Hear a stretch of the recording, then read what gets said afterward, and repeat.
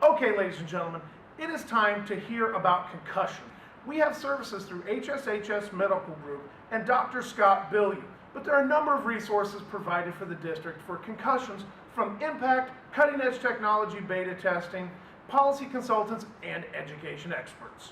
Some of the things we're going to talk about is recognizing concussions, some of the myths, some of the signs and symptoms, but also talk about notification and referral, specifically getting information to parents and emergency professionals. So in those cases, we can deal with things appropriately. One of the biggest things we need to talk about is return to learn and return to play. It is time to hear about concussions from some of our students here at Mount Zion. What is a concussion? Concussion is a traumatic brain injury that occurs when a blow or jolt to the head body disrupts the normal functioning of the brain. Myths about concussions. If you weren't knocked out, then you don't have a concussion. You should play through the pain and headache, get back in the game, or get back to full class load. Concussion is a minor injury with no long-term effects. Everyone gets better in 2 weeks. If there's no visible injury, everything is okay. Once the headache is gone, everything will be fine. These are myths of concussions. Care for concussions. Immediate and lasting care for concussions is often overlooked. Research suggests that proper care and recognition speed recovery. Most concussions go either unnoticed or unreported. Adolescent brains must be taken care of with the utmost importance and development of the brain. The second, impact syndrome, is also key to understanding concussion. Only occurs in adolescent brain, but it has a 95% morbidity rate and a 65% mortality rate.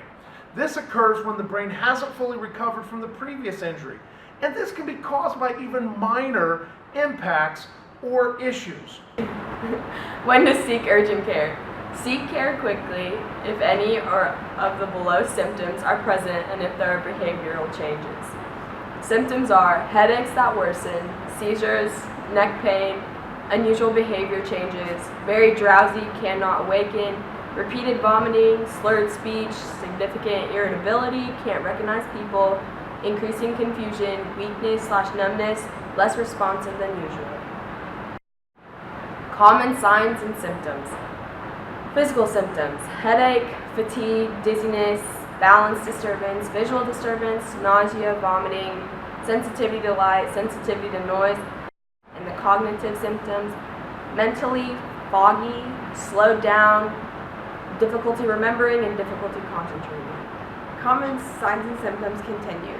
Emotional: irritability, sadness, more emotional, nervousness. Sleep: drowsiness, sleeping less, sleeping more, problems falling asleep. It's common to miss a lot of these signs and symptoms in school-aged kids. Returning to daily activity.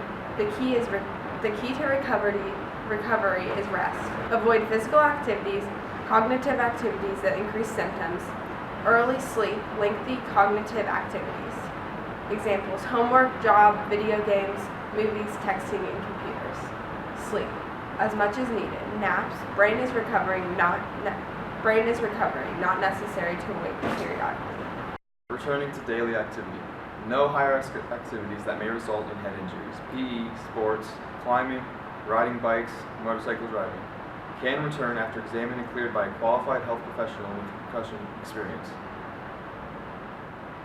Do's and don'ts. It is okay to take pain and meds as RX. Tylenol is an example. Use ice packs, go to sleep, rest. It's not okay to drive with symptoms, exercise, weightlift, drink alcohol, participate in high-risk activities such as sports, mentally exert if it worsens symptoms. Support system. If we're looking at our support systems, it's very difficult to change routine, and support is needed from all involved, from parents, peers, teachers, coaches, and athletic trainers. School and school personnel need to know return to learn. Those that see them often should be aware and cognizant of student behavior. No school with severe symptoms because of concentration. They can participate in school when symptoms are controlled and managed. Rest breaks as reintegrated to school as symptoms increase half days. Teachers need to be aware of the noticed changes in students, especially personality. Often the most mundane tasks are difficult. Progresses in stepwise fashion, but no restrictions on time for completion. Academic impact and notes. Rule of common sense initially. Some adjustments may be necessary on an individual basis, such as more time for tests or allowing for delayed deadlines for homework. If prolonged issues continue, then entrance into 504 may be necessary.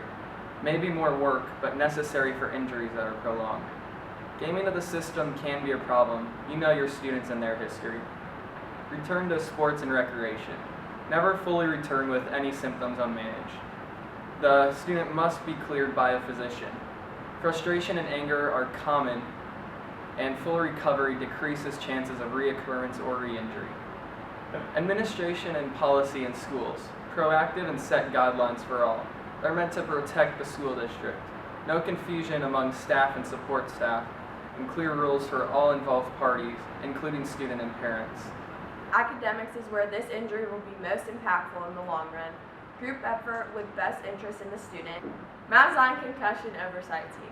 Cheryl Warner as the chair, Scott Billieu, Medical Director, Jeannie Lucanville, RN, Ben Davis, Randy Thacker, Jenny Moore, Craig McKenzie, Colby Burdick, and Dustin Fink as the athletic trainer. Follow-up care. Prolonged recovery should be referred to concussion program. None in this area, but are highly skilled doctors trained in concussion management. Communicate. Parents, coaches, concussion oversight team, athletic trainers, school nurse, and the biggest thing is awareness. Review of the presentation. We want to recognize the myths and signs and symptoms. We want to notify and referral to parents and the emergency, return to play, and return to learn. It's not that we're having more concussions than we did in the past, it's just we're more aware or more cognizant of those concussions that we have. Multiple mishandled concussions can really lead to lifelong effects, things like depression, anxiety, academic decline, social withdrawal. And concussion management is kind of a new field that is increasing in its importance. There is no such thing as just getting your bell rung or a minor concussion. So with proper care, we can address it properly.